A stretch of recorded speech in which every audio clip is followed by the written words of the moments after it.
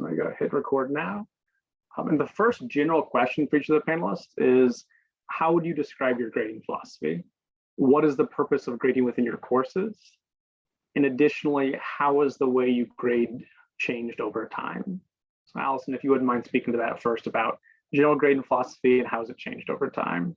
Okay, am I gonna have to be first every time? We'll flip the order next time. But, yeah. Just checking.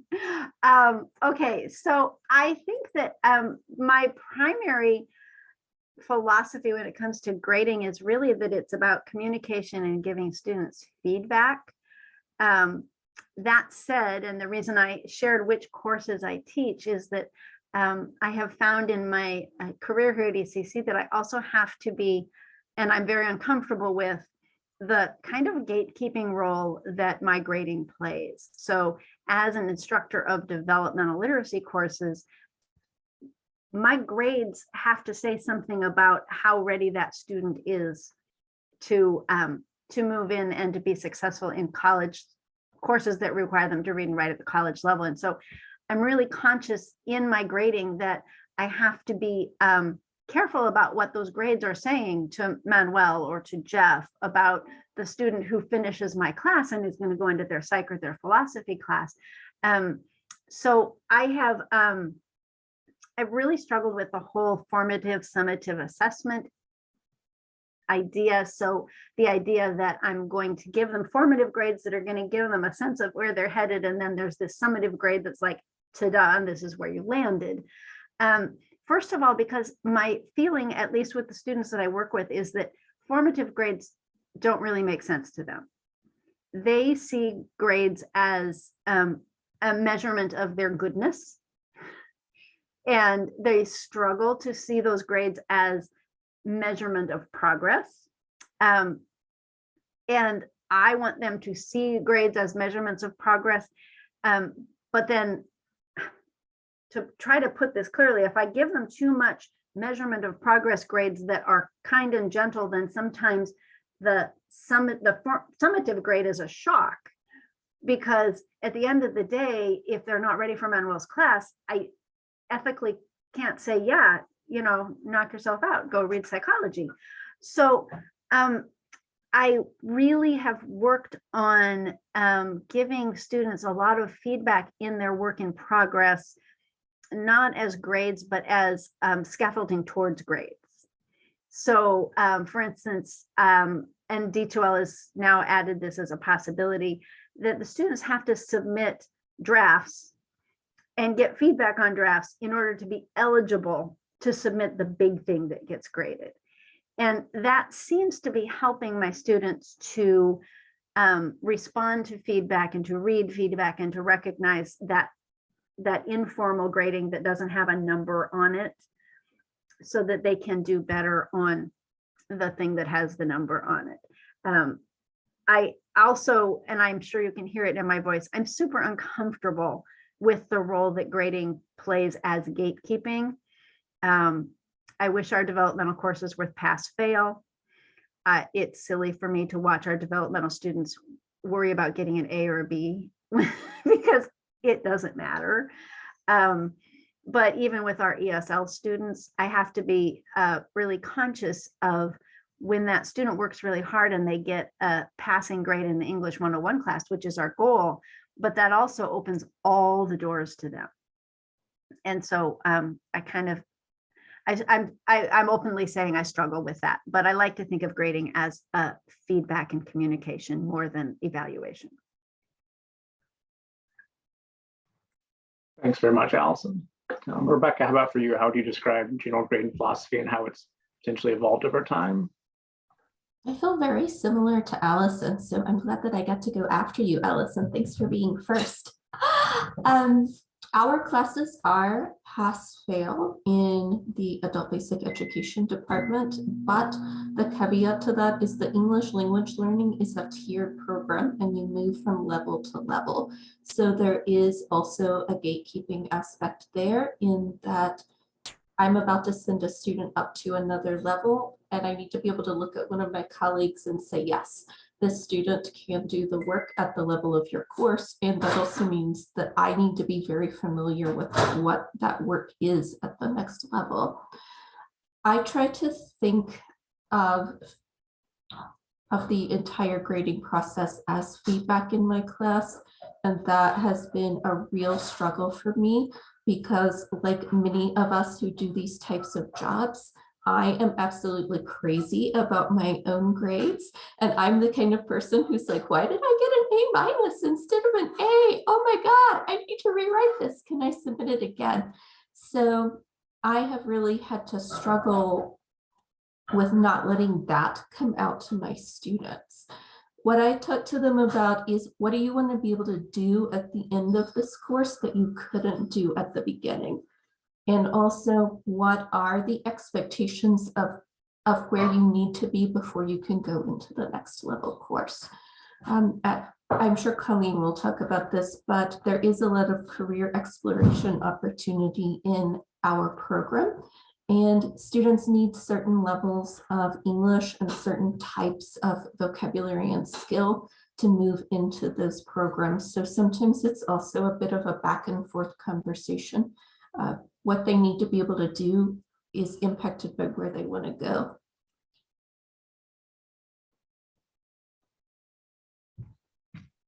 Thank you very much, Rebecca. Jeff, how about for you in terms of the general question about grading philosophy and how it's sort of changed over time? Yeah, so I mean, like Rebecca, I also agree with Allison about the basic role of grades. I think so. My overall philosophy is that grades are, I guess, I was going to say a necessary evil. I might strike the necessary part. I don't know, but institutionally, at least, they're necessary evil. So, and I don't. I mean, I don't want to just be reflexively anti-authoritarian, but I just really dislike grades and grading.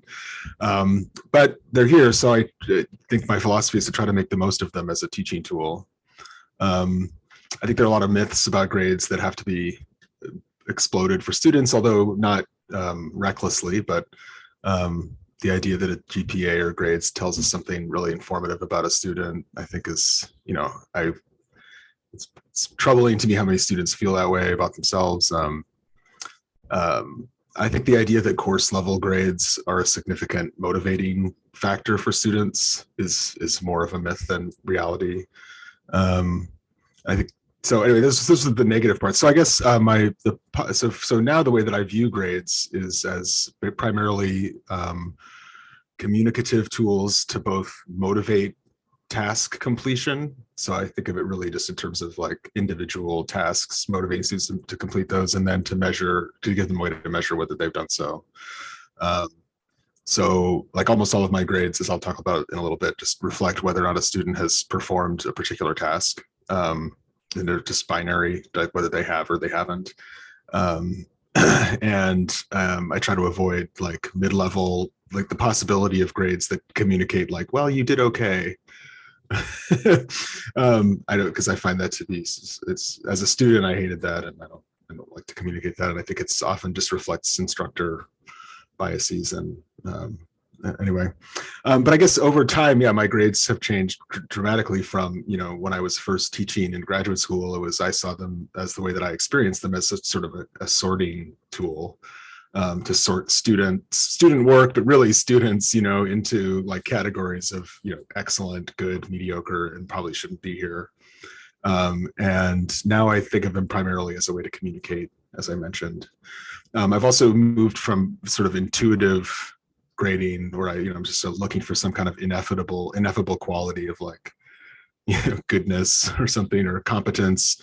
And now I say exactly what I'm looking for, and just use the grading as I just check to see whether it's there. I mean, literally, really in a very kind of checklist way. And I guess also I think I've gone from seeing grading as a very complex, multifaceted task to a very simple one.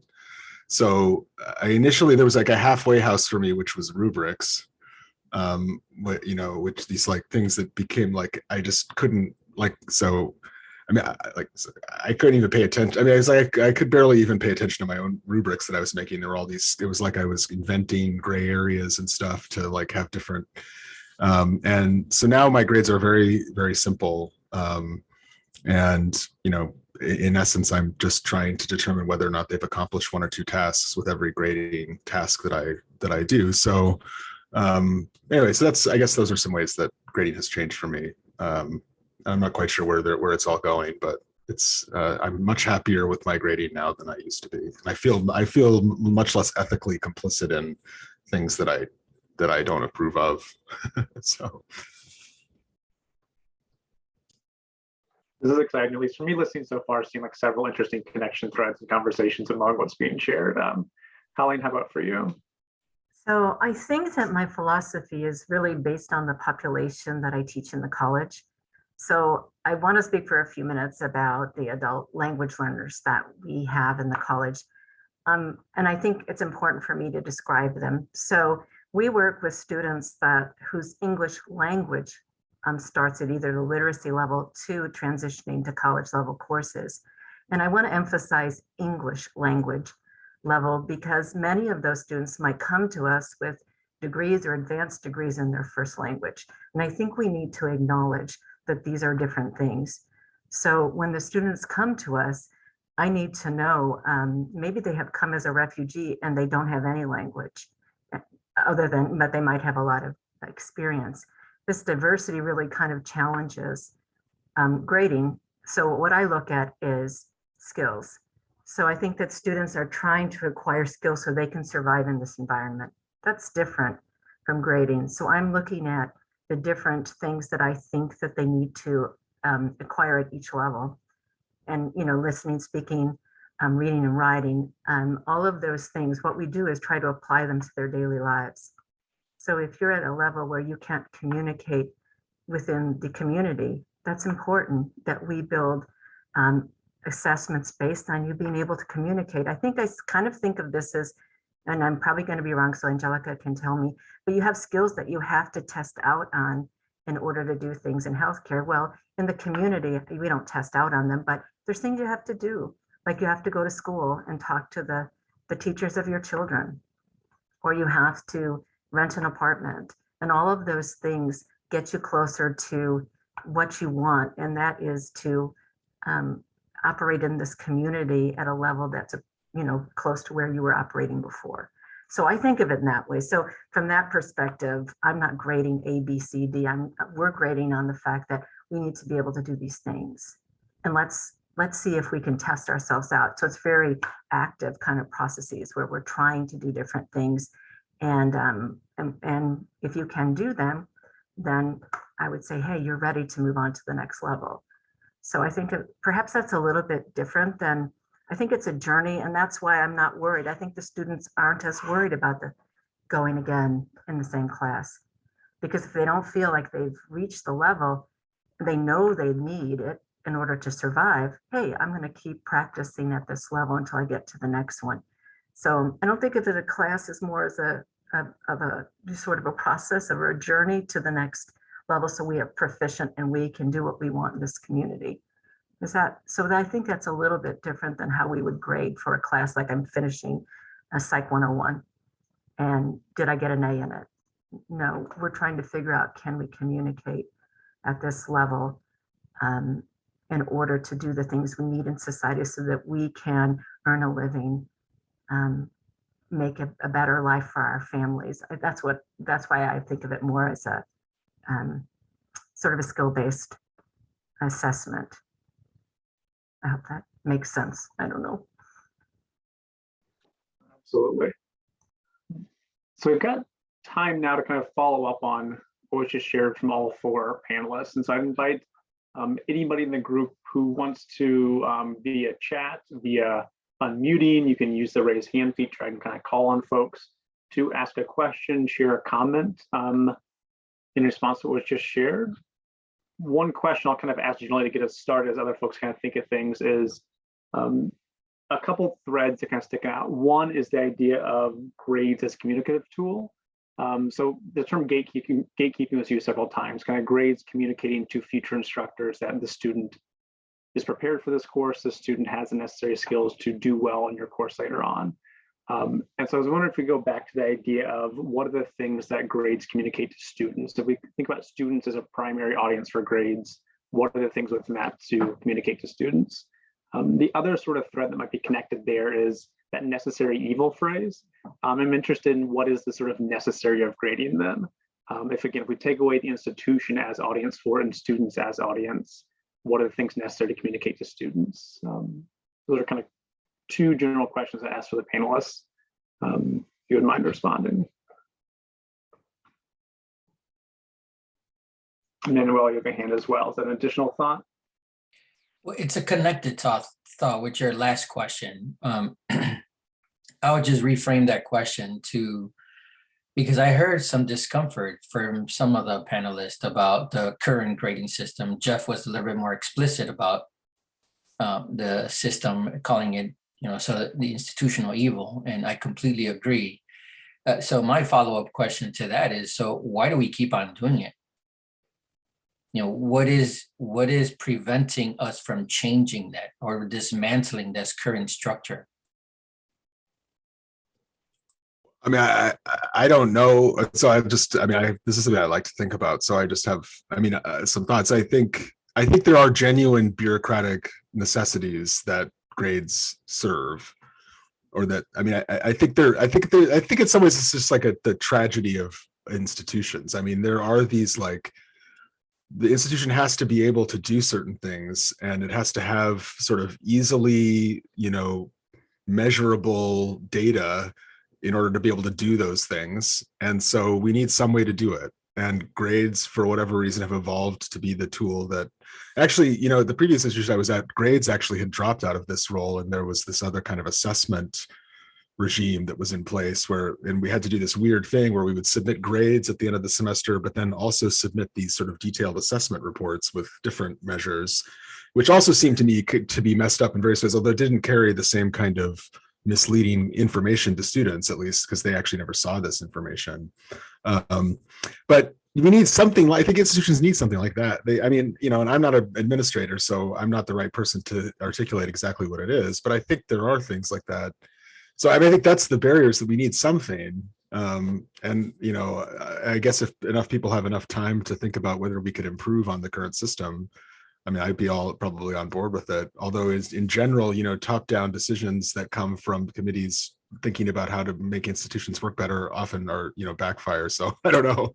I think I'm kind of myself just kind of sanguine about living with this, but I'm also, I don't want to be a defeatist. So anyway. There are institutions like the Evergreen College out in Washington that that have done away with grades and have portfolio systems, and students are done when they decide they're done. And it's the system, right? Kids that have graduated from Evergreen have been very successful professionally, but have had a hard time moving into graduate school programs because graduate schools don't know what to do with Evergreen's wacky system. And it's kind of like our, the homeschoolers. I have homeschoolers that come into my classes, and many of them, if they really were homeschooled by mom or dad, don't really have a sense of the system and grading. And then that's such a jolt to them. And it's a messy things to dismantle. We've talked for years about a portfolio system. And often when I've talked to institutions that have used portfolios, it's just like replacing, it's not solving the problem. It's just replacing it, kind of like what you said, Jeff. It's just kind of replacing one method of assessing with another method of assessing. One could argue that the portfolios are much more valuable in assessment, but it's still a grade. And it's still, that's the hard thing, is that I think what it communicates to the outside world is different than when it communicates to the student. And I think that's where our discomfort is we kind of, I won't speak for us. I wish that there was two versions, right? Like I wish I could communicate to the students without the grade, but then what? Then somehow I still have to communicate to the world, and that's the icky part for me. Yeah, I agree. To riff off what you're both saying, I went through a graduate program that was pass fail. So everything B and above was pass, B minus and below was fail. And you never actually got to see those grades. You only knew if you passed or failed and what the range was. And there was a portfolio system, and I went to international school. So there was a project for every course, and every group was very specifically designed to include people of different ages, nationalities, different first languages, different technology backgrounds, because the philosophy was that in the real world, all of those different groups of people work together, and that's the purpose of being here.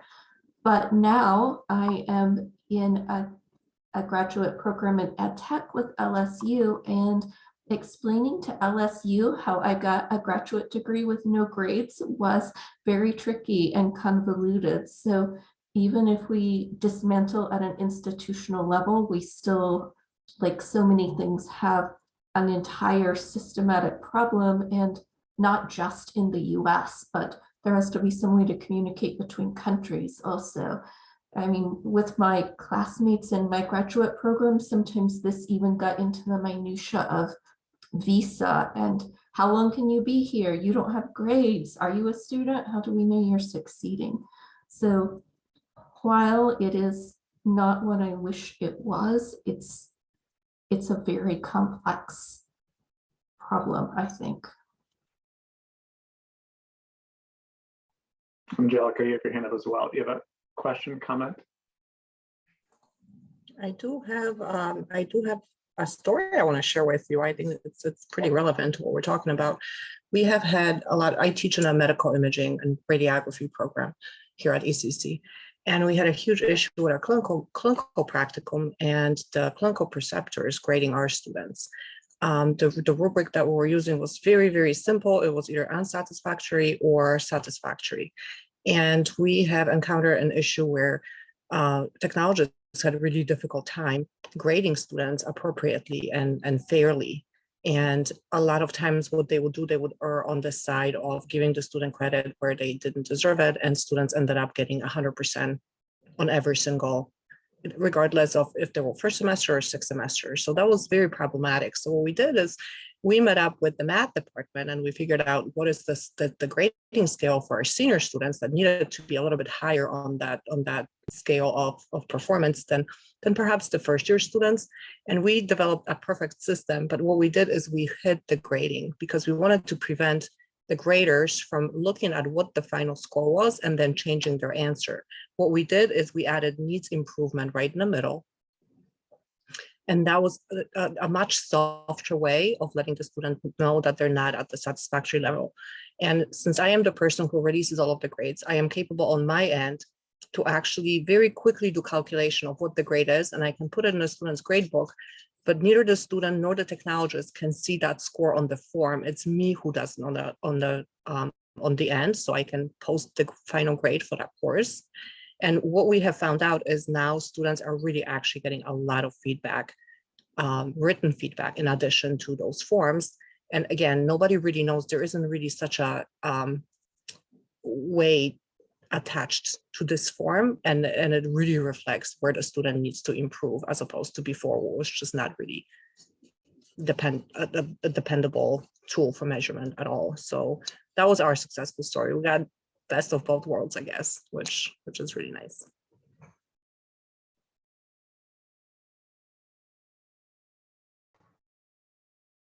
That actually transitions well into some of our next kind of questions for individual panelists. And so far, the connection point of sort of systems thinking to me is very, very helpful. Angelica, you bring up sort of rethinking a particular structure to meet a particular need, and to focus on that sort of feedback piece as crucial to this is what students actually need from this, apart from something more ambiguous and a little more arbitrary. Based on Allison's request, I'm going to flip the order of sort of how I'm asking questions. So Colleen, a specific question for you, if I may, and this follows up a lot on what you shared earlier. How does grading in a pass-fail system impact how you grade, how you design assignments, and how you even design lesson plans? Like how much does that trickle down to the daily level for you? Okay, you woke me up. So I don't really think of this as pass-fail. So I don't really like those words. So I think of them as having credit for doing this or not having credit. I know that's how we grade, but pass fail to me sounds too harsh, because when I think of my students, I want them to feel that it's okay. And this is okay in our department. I understand that this wouldn't be okay in everybody's department, but repeating a level is not a big issue. It's something that's okay. And I think that changes the whole dynamic, because I don't want to have a negative, I don't know, I just don't want to use words that have negative impacts. I don't want them to feel like they have a black mark on their record because they're repeating. So from my experience, they know that this type of grading is used so that we know that they have a skill at the level that moves them to the next level. And I don't know about any of you, if you've, I know some people's Javier's here, but if you've learned a language in order to survive somewhere. So many of us learn languages just because we're required to in our, in our undergraduate career, have so many of them. So we just do it, not to survive, not even to use it. We just do it to finish it and get the A or B. So I look at it differently, because we're not learning a language for that reason. We're learning a language to be able to utilize skills. So that's the first thing I want to talk to students and say, hey, chill. It's not the same as passing or failing. We're just developing, and this is a journey, and it doesn't happen in 10 weeks, right? It takes a while. If anybody's had to do it, I had to write at university and in another language, it's not easy, right? So it doesn't happen overnight. And so what I do more for the real world kind of evaluation is I try to design things that would mirror the things that they would have to do in their daily life. So taking tests and quizzes, that's not my focus. My focus is, let's set up a situation where you can demonstrate that you can do something. So if it is, I just looked at some outcomes for a certain level. So one of them is to respond to requests for elaboration using examples. If that's what I'm trying to see that you can do, then I'm going to set up a situation where we're going to have a topic, and we're going to demonstrate that we can, when I ask you questions, elaborate on our answer. And those kinds of things help, because I know it's going to help them in their daily lives, or in the community. So those are, I guess, some ways. For example, if I had a unit on housing, which is some of the things we do, we have some civic-based units. We would figure out how we're going to write to our landlord because we're mad at what they're doing to us, or we're going to figure out how we go into the office and complain or ask questions or find a new place to live. Or we're going to read some advertisements so we can make sure, well, in the past we did, but not anymore, I don't think as much, but we're going to find out, how do we search for a place that's appropriate for our family? Those kinds of things are real experiences. And if we can do that, then I would say, hey, you've reached, we look at, can you do this regularly? Is it something that you can do reliably? If you can, then you've met that outcome, and we move you to the next. So I guess mine's just, and I don't want to say pass fail. That's how I'm going to end it, with no pass fail, because I don't think that's what we're doing. I think we're learning, and it's not a you're done, you can do it kind of experience. All right. Excellent. Thank you, Colleen. Jeff, next question for you is, what does your approach to standards-based grading look like? How did you arrive at the current system? What have been some of the successes and challenges? Yeah, well, I made a PowerPoint, so here we go. It's short though. It's mercifully short. So Overachiever. That's right. I met the standard. Okay, so yes, this is what Tyler asked me to talk about, so that I would. So I use a standards and goals system for the grading in my ethics class, and I'm expanding to my other classes as well. So it's based on, I don't know if somebody really familiar with this book by Linda Nilsson on specifications grading. I should say based on, it's like very loosely based on, it's a very sort of bare bones, lazy man's version of this very rigorous approach that she has. But I think it retains some of the basic ideas. So the basic concept are that there's two sort of elements to the grading system. There are standards and there are goals. And I use the word standard, whereas Nilsson uses the word specification, but it's basically the same thing. So each graded assignment includes a standard that specifies exactly, and I do mean exactly, what a student must do to earn credit for the assignment. And if they meet the standard, they receive full credit, and if they don't, they receive no credit. And again, like as Colleen stated, they often want to say pass fail when I explain it, and I'm like, no, it's not failing. But I mean, it kind of is. I mean, they get a 0. I mean, it does, but I try not to use that word because it's just they didn't do what they needed to do, so they have to try again. And on that note, they start the semester with a bank of tokens, virtual fake tokens that they can spend to redo assignments that don't meet the standard.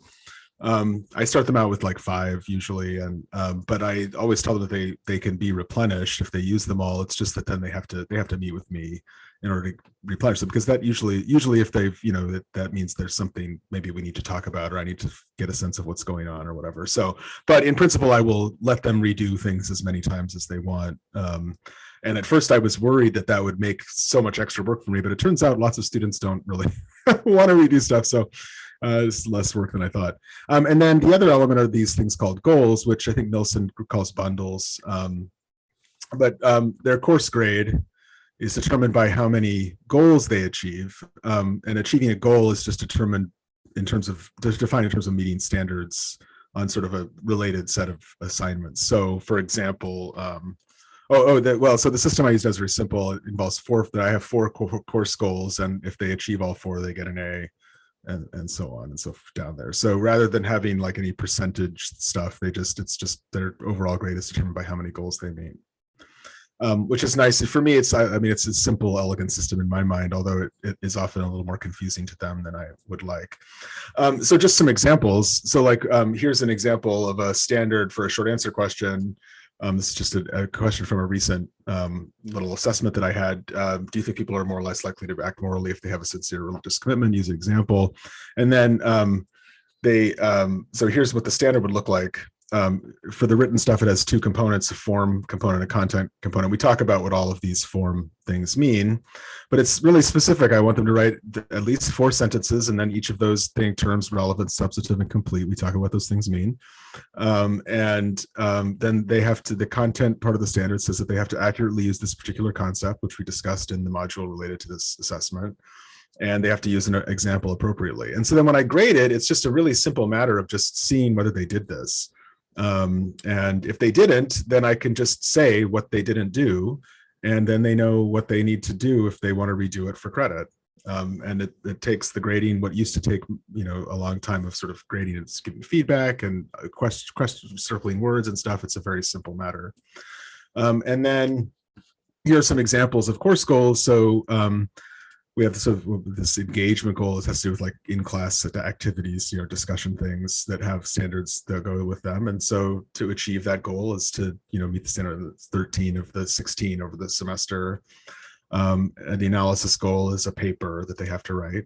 That's which that one is a little different. It's to meet the standard on a paper, but they can only, this is also related to something Allison was mentioning before, they can only attempt the paper if they've met the standard on all the previous activities leading up to it.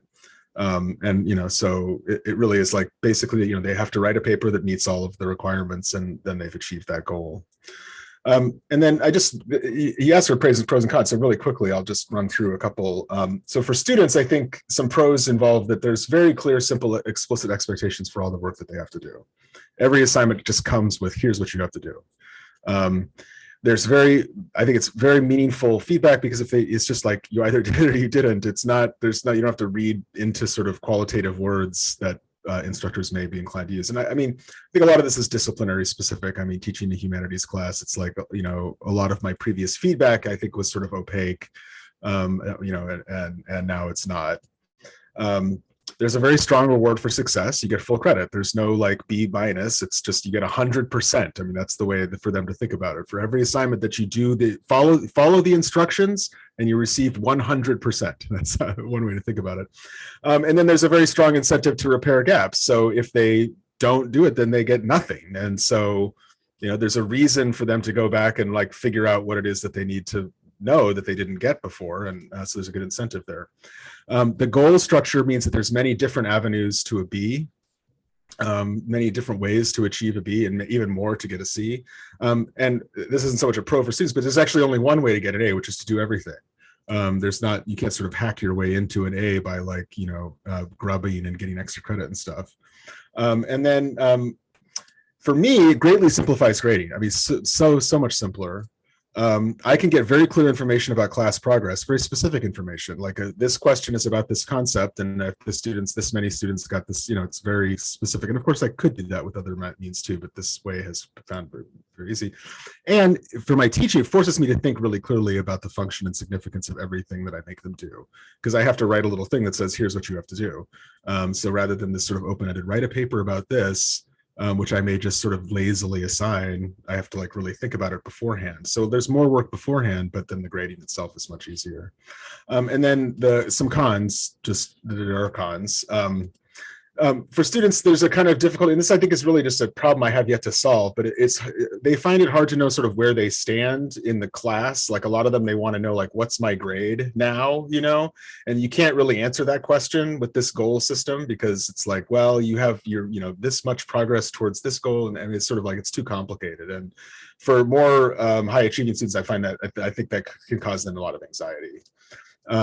New things are threatening, in general. So this is their threat, and I get some interesting feedback sometimes from students on this. Students, especially again, sort of more high achieving students, can be very discouraged or angered by receiving a 0 on what they perceive to be good work because it didn't do one thing. And they're like, why did I get a 0 for this? And because that's not how it works here. And I mean, this is really, I think success requires doing a lot of work. They have to do everything in order to succeed in this system. Well, not everything, but they have to do most things, most little assignments. They have to do it all. And if they don't, then they really can't get an A. There's no way to get an A in the class without that. So again, it's impossible. And then for me here, some cons are, there is a lot of regrading. And so that takes up time, less than I thought there might be, but there is. It can be difficult to write these standards. And there's imposes a kind of rigidity on the structure of the course, which is antithetical to my teaching personality. So I mean, this is more just me, but once you've sort of set up this big system of these goals and standards, it's you can't really depart from it mid-semester if something seems like it's not working. So, okay, I think I took way more time than I was supposed to, but that's that. And I think somebody asked for this, but I'm happy to share this with anybody. I can just post it somewhere and post a link. So. Super helpful. I appreciate those details, Jeff. Definitely, again, take folks through the examples with that. Rebecca, next question is for you. How have you used project-based assessments for students? And how have you navigated prioritizing project-based learning while also preparing students for standardized tests? I'm embarrassed to go next because I don't have any slides. Project-based learning has been great for me, and to some extent, we've gotten to add a lot more of this, I feel, in our department since remote learning started in 2020. And I really think that that's one of the really good things that came out of this for us. I know that teaching English language to people living in an English-speaking country is different than what some of you are doing, because we are teaching a tool. English language is a tool for doing other things. My students don't need me to teach them oftentimes. For example, this week I've been teaching financial literacy. So my students understand money, but they might not understand how the US banking system works, or they might just not have the vocabulary in English to label the things that they already know. So I am not a great wizard and sage who's providing glorious new knowledge to them. I'm just helping pull out what's already in there and to give them words for it. And as Colleen said, you can't really fail at this. It's almost impossible for them not to learn a new word through the semester. And if you got a new word, you've had a step in the right direction. But the project-based assessments let me really take the objectives and outcomes that I want and need a student to be able to accomplish to move to the next level, and to combine them into real world tasks and situations. And with adult learners, of course, we are all more engaged when what we're doing is immediately applicable to our lives, right? My students don't want me to talk to them about the solar system, even if I want to, because that has no relevance for them. I did try that once. That's how I know that they are not interested in that. But these projects also really let them move their skills out of silos, and it creates a much more real world situation. We're very focused on reading, writing, speaking, listening, digital literacy, and basic math. And in most days in your life, you're going to use all of those things together in some way. You don't sit in your living room and take a test on your grammar while you watch Netflix. So this is a way to be able to bring everything together for what it looks like in life. And I think that that has been really good for us. As far as standardized tests go, which are required by the funding stream that we have in our department, so we are preparing students for standardized tests. One of the things that I find about testing is there's a skill to test taking. It's not necessarily about your knowledge, it's about whether or not you know how to take the test. And even when you're using project-based learning, one of the things that you can do with that is to break down the steps that a person's going to need to go through to complete the project, and to show a student, or let them show you, which is what I prefer, how they would break down the instructions on, read this instruction, tell me how you break this down. What are you going to do first? What are you going to do next? And you can apply that to a test question just the same as you can apply it to a life problem. Of course, it's important to teach content, but I want to embed it into that project and into that whole system of understanding. In my class, I do something called group norm setting. I feel practically evangelical about this. So the students make the rules for the class all together in the first week of the class. And we agree to the extent that it's negotiable on how much time is going to need to be put in outside of class. What kind of things are going to be done with help? What are going to be done without? How are we going to work together? And it involves quite a bit of sometimes difficult conversation about what respect looks like from one culture to another. Students are always very surprised to find that maybe not everybody in a class shows or perceives respect and communication in the same way. So I think that is also a really important layer before you put people together working in groups. You need to establish a way to work together in a group. I think that got rambly, guys. I'm sorry. That's really helpful. That really pulls together the idea of, again, sort of breaking things down into the components and sort of working up towards, okay, this is still applicable even in this different context, this different setting of a test. Like, we're thinking about the same ideas here. So that's tremendously helpful. Thank you, Rebecca. And then the last specific question is for Allison, which also kind of takes up a common thread throughout this conversation, is how do you approach revisions and resubmissions for your courses? What have been some of the successes and challenges, as well as what does it look like for you to develop rubrics with your students?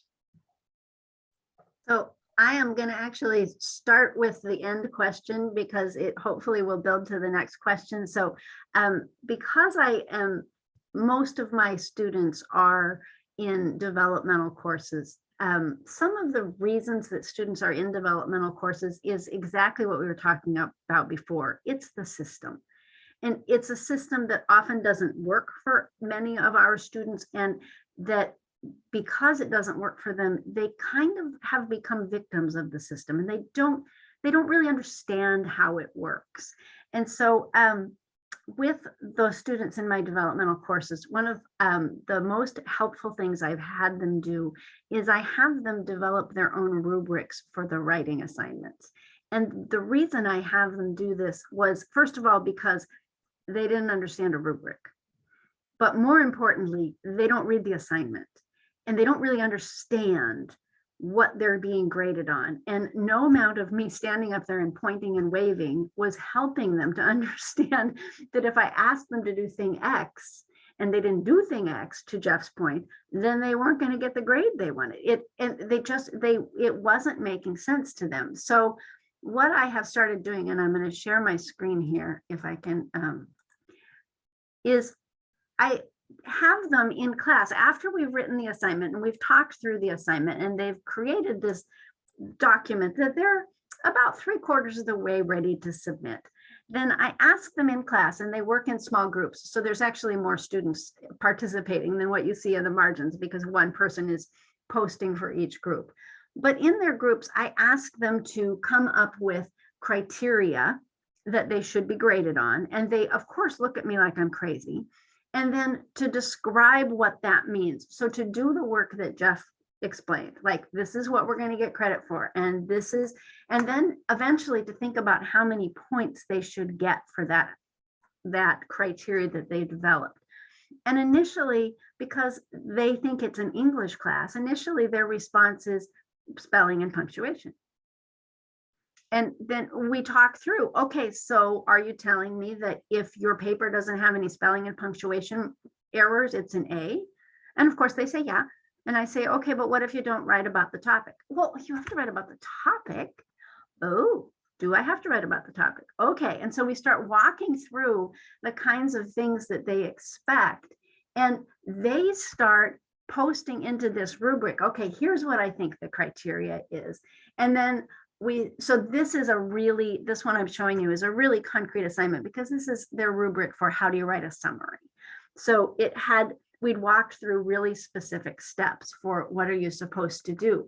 But you see that they keep adding and changing it and thinking about, okay, what are the points? And then eventually they actually had a place where they were giving each other points for not plagiarizing.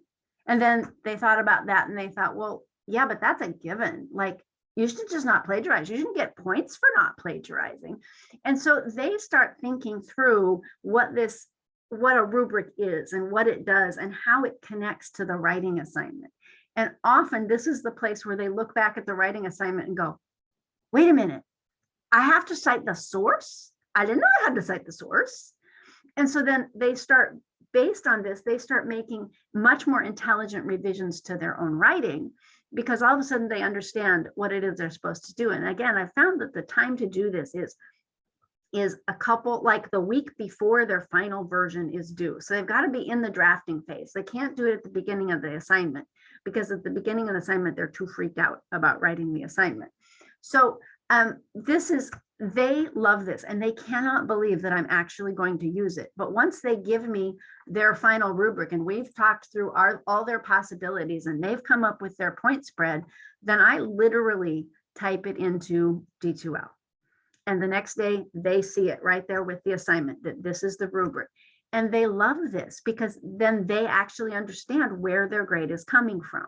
So that's my favorite part. I do allow students to revise, of course they revise their drafts, but if they submit something and they're not happy with the grade, they have an opportunity to revise it and resubmit it. And I have some fairly lengthy expectations for if they do that they have to meet with someone from the right place and they have to sit down and meet with me, because I'm really trying to promote that sense of reflection, not just, oh, I didn't like that, I'll do it again. So that's really short on the resubmission because I know we're tight on time and I really wanted to focus on how to write a rubric. Stop share. That's fantastic. Thank you very much, Allison. So we have a little bit of time here for kind of questions open up from the entire group. So questions, thoughts, comments, things you're wrestling with, things you want more elaboration upon, things you'd suggest as well. Again, feel free to unmute, type in the chat, raise virtual hand or physical hand.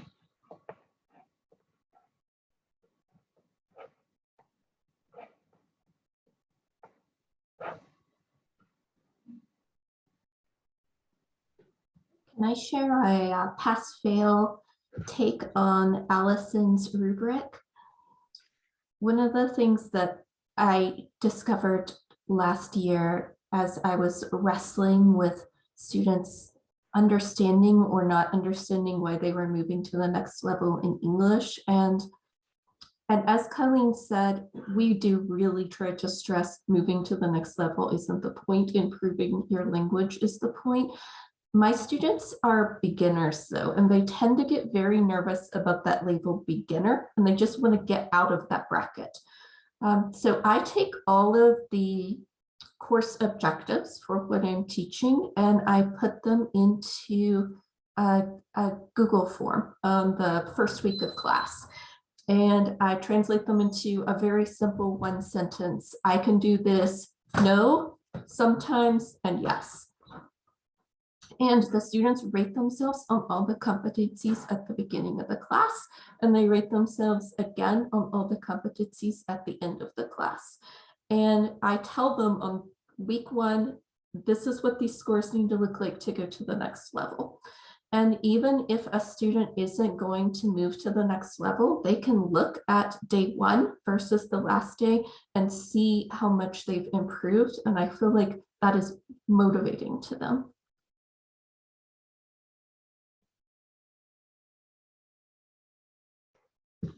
I saw a couple of hands as well. I saw Chuck and then Kathleen. So Chuck, if you want to go ahead. Yeah, just too many thoughts. I don't know. Too many things to fix and change. I feel like sometimes, looking at my own personal experiences in college where, you get an F on the midterm and an A on the final, and then you get a C for the class. It's a cumulative. So at the end of the year, you know just as much as everybody else, but your grade is a C and their grade is an A because you just were sick during the midterm and you got, 59%. And now I have students that take the test on time and get a D, and another student says, I can't make it to the test. Can I take it next week? And then they get an A. So if that other student had an extra week to study, maybe she would have gotten an A. But she didn't ask for an extra week. She took the test on time and, was not ready. So there's just, being a teacher, there's an old saying, if you want to hire if you want to get something done, hire a teacher. Because, there's just so much going on. We're managing people, we're managing grades, we're doing so much. And so there's just too many thoughts. I don't know which one to go to. I think I got about 2% of them out here. But it's just very thought provoking, and the tokens thing, I like that. It's kind of interesting, But again, you're creating this world. I guess we all are. Everything we're doing here is it's like a playground. You got these points, and when it's all done, poof, they're gone. They don't even say hi to you. They're gone. But for like a few months, they're in your world and you're in their world, and yeah, just equality versus equity. Yeah, I hear you.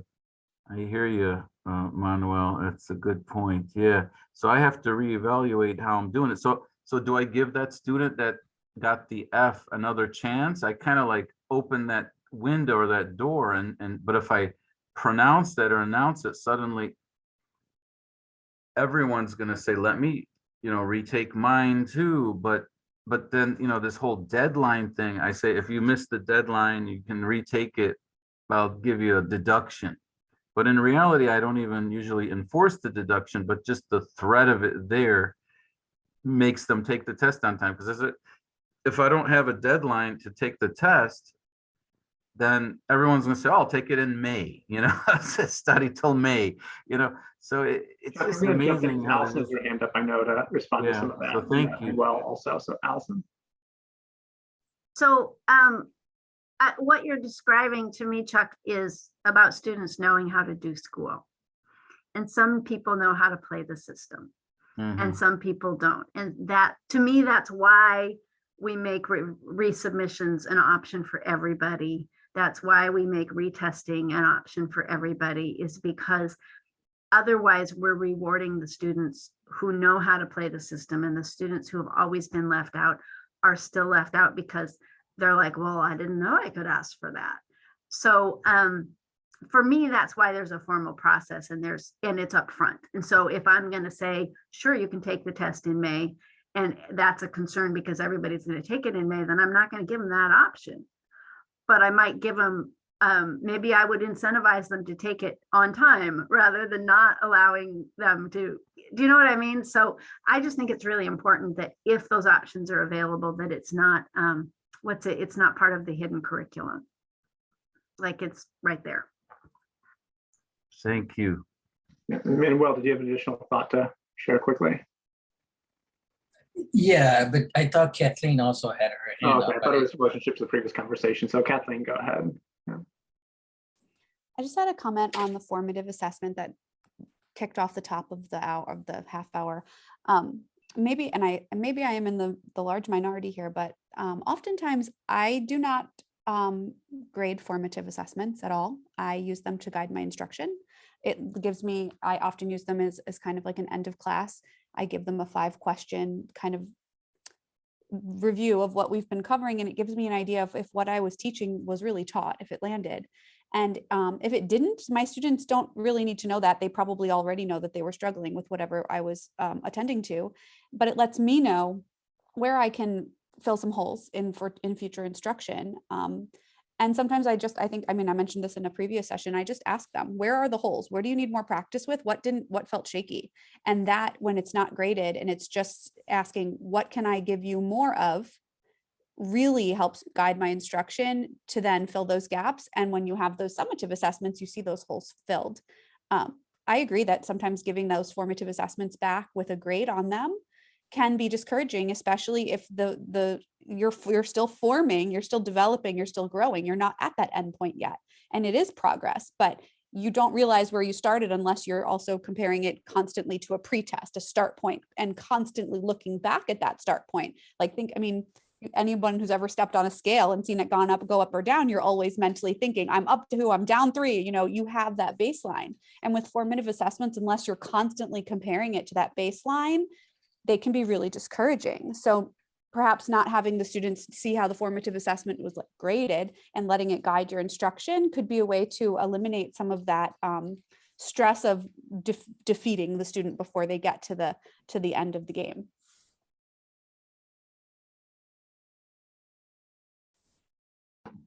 And this is really helpful in terms of prioritizing, rethinking, again, for the purpose of what is this driving towards in terms of a student's learning. Let me say real quick, we're just past 4:30. That was what we're scheduled towards. I definitely want to open things up to Manuel's question or comment, but if anyone needs to leave, no shame whatsoever in signing off now, including all the panelists. I know I just had you till 4:30. So we'll stick around for Manuel, one final thought or question, but if folks need to sign off now, certainly feel free to, no shame. Yeah, I was just going to piggyback on what Allison said. She said it well. And just to inform Chuck, right? I follow something very similar to Jeff. He calls them tokens. I found a new name for them. They call oops coupons. Yeah, same concept, right? It's like no questions asked. You get an extension. You don't have to tell me why. And you have you have 3 at the beginning of the semester, but I really will let them use as many as they need. But like Jeff said, right, at that point you have to, it's like a red flag saying, you got to come talk to me and see what's happening. But that's all I wanted to share. Thanks so much, Manuel. What are they called? Oops coupons. Like I said, this is a conversation we could keep having for a very long time, but I do want to honor folks' time. Like a lot of panels and lessons, potentially there's a lot more questions posed and necessarily things we're going to put a button on today. That's very intentional. That's a good thing. I appreciate very, very much everything shared. Allison, Jeff, Colleen, Rebecca, thank you very much for being willing to take part in this. Thanks very much for everybody else being here asking these questions. Please do keep these conversations going. If there's things you think, ooh, I want to follow up on that. If you don't know who to reach out to me. I'm happy to sort of set things up and keep some wheels turning. So good to see folks. Enjoy the rest of your Wednesday evening. Take care.